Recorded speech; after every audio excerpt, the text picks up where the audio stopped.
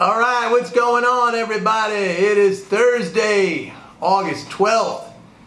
Hey, if you come on my channel and you're pissed off and you want to leave nasty comments, do me a favor, just go somewhere else. You're a nasty, miserable person. I mean, you got nothing else better to do coming on here. I'm trying to help people. I'm trying to educate people. If you're pissed off about something, inflation, I mean, that's on you. Make some more money. I'm here trying to help you make some more money. Stocks are great inflation hedges, all right? I don't know what your income level is, but if it's low and that's why you're pissed off because inflation is hurting you, you know, you're probably talking about comparatively not such major increases, but it's putting you up against the wall a little bit. Invest, all right? There are markets out there. Help yourself. Stop being a victim. Stop whining and complaining. On the flip side of this, I have to say something else. I have friends, I have people who subscribe to my reports who are producers. They're in the business of production and commodities, some of them metals. They've been suffering a long time, all right? So yeah, you know, I hear your complaints about inflation and food prices and gas prices. There's a flip side to the story too, that there are people in business who are in these particular businesses, materials, commodities, whatever, and they're finally starting to see some income flow after years and years and years of just grinding it out. Okay? Now I know you don't care about these people. It's obvious. But the point is, you know, it just is a redistribution, number one. Number two, help yourself. Lift up your earnings. Lift up your income. Take a little bit more of a proactive position in your life. Stop being a complainer. You want the Fed to raise interest rates? That's not going to save anything, okay? If it's a political thing for you, there's a lot of political YouTube channels. You can go there and voice it off. I'm here to try to help you people make some money. Stocks. I don't care how much you're making, all right? You probably can afford $50 a month to put in the stock market. Start off with something. At least you're helping yourself. At least you're taking a proactive stance. Coming here and being pissed off and leaving nasty, profane comments, I'm going to kick you off right away. You're gone, okay? I don't need you. All right, that's number one. Number two, some of you have been asking me about monetizing the debt. There's no such thing as monetizing the debt for a currency issuing country. That is a non-term, okay? Number one, the debt is money, okay? You don't monetize money because money is already money. That's number one. The debt, those treasuries that are issued, that can only be issued when the dollars are already there in the system to purchase them, okay? You cannot sell something unless there is the wherewithal to buy that thing. And the only thing that you can use to buy a U.S. Treasury is U.S. dollars. So the government would not be able to sell a single Treasury bond or bill or note unless the dollars were in the system first, okay? There is no monetization. The monetization has already occurred because government spending puts the dollars in the system. So some of you might say, well, what about the debt ceiling? You know, we're dealing with the debt ceiling here now, and the government can't spend. That is an artificial constraint that was put in place a long time ago. I believe it was 1917, and it took, you know, decades. I don't know the first time we ever hit the debt ceiling. Maybe it was in the 70s or the 80s. I don't know, but it was in place a long time before we hit the debt ceiling. All right. That doesn't change anything.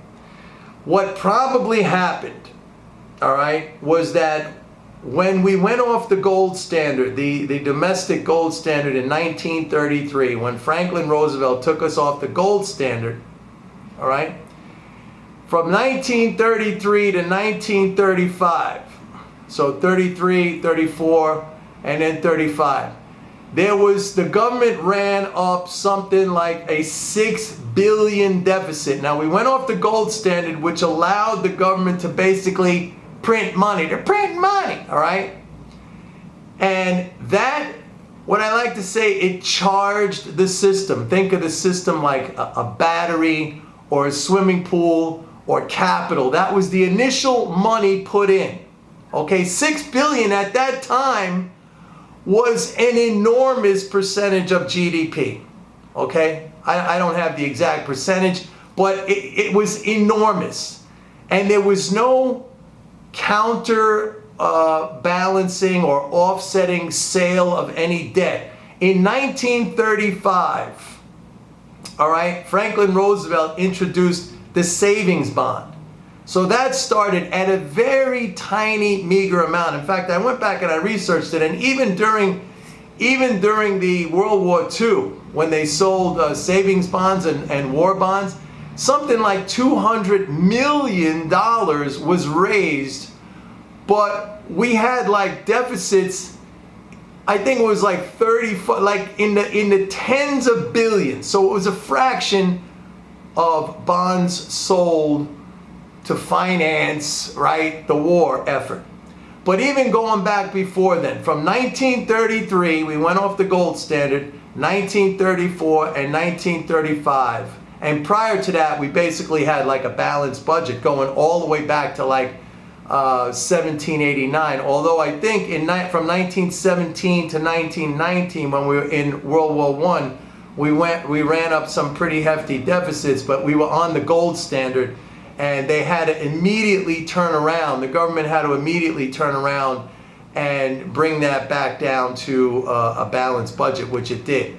But then in 1933, when we went off the gold standard, again, we ran up like, in those years, 33, 34, 35, like a $6 billion deficit, which was huge, enormous at that time.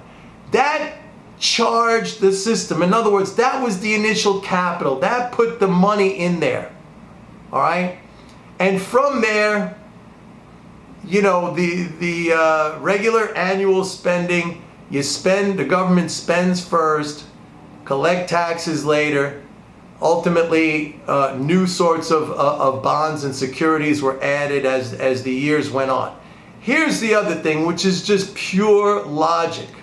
All right, you cannot. And this goes with taxation. I just talked before a second ago about how you cannot sell something, a treasury, unless the ability to purchase it is there. And you can only purchase it with dollars. The dollars have to be there to buy treasuries. Okay, so it's not, you're not monetizing anything. The Fed, let me talk about the Fed while I'm at it, because the Fed cannot buy treasuries from the Treasury, from the government. The Fed buys treasuries actually from dealers, from primary dealers in the secondary market. All right. After the auctions take place, the dealers buy the treasuries. If they want to then sell them to the Fed, when the Fed conducts these operations, it can. But the Fed is not giving any money to the Treasury. It cannot. By statute, it is not allowed to do that. The treasuries or any securities that the Fed buys have already been purchased in the private economy by dealers or investors or banks or whatever. All right? The Fed is a secondary operator in that. It does not buy directly from the Treasury. There is no monetization of the debt. The debt is money. You don't monetize money. Money is money. All right? The other thing I was going to say with regards to taxation, this is just pure logic, and I said this in my podcast yesterday. You cannot tax something which is not already there. Okay?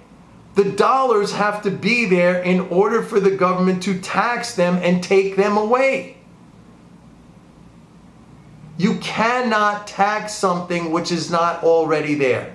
That's like saying, I'm going to drain out a swimming pool, but there's no water in the swimming pool. There is nothing to drain. You have to put the water there first before you can drain it.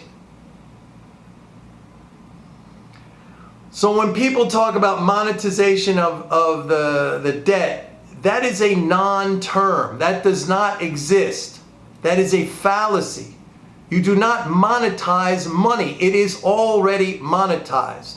And the debt, treasury securities are dollars with a term and a coupon. They're just a little bit of a different structure than dollars. They have like a duration, like 1 year, 2 year, 5 year, 10 year, 30 year, and they get a little interest paid on them, which is ridiculous anyway. And I talked about that in my podcast. Like, there's no reason for a sovereign currency issuing country like the United States to pay interest on its own money. That is a fiscal transfer. And it is a fiscal transfer primarily to banks and large financial institutions and the wealthy. If you're going to do a fiscal transfer, at least I think, if you're going to do a fiscal transfer to people who need the money. You don't have to give it to banks and you don't have to give it to rich people, but that's what they're doing. And when they pay interest, it gives this false notion that, we're paying off our creditors. You're not. The government is putting the money there to drain out. The money has to be there first before any treasury can be sold. And same thing with taxes. The dollars have to be there. People have to have the dollars before the government can take it away. I mean, where do you think it comes from? So there's no such thing as monetizing the debt. And the initial charge to the system, the initial capital input, the initial dollars that were placed there probably goes back to when we went off of the gold standard in 1933, and there were no debt sales at that time. The first initial ones, and they were tiny, came in 1935. That's it. Have a nice day.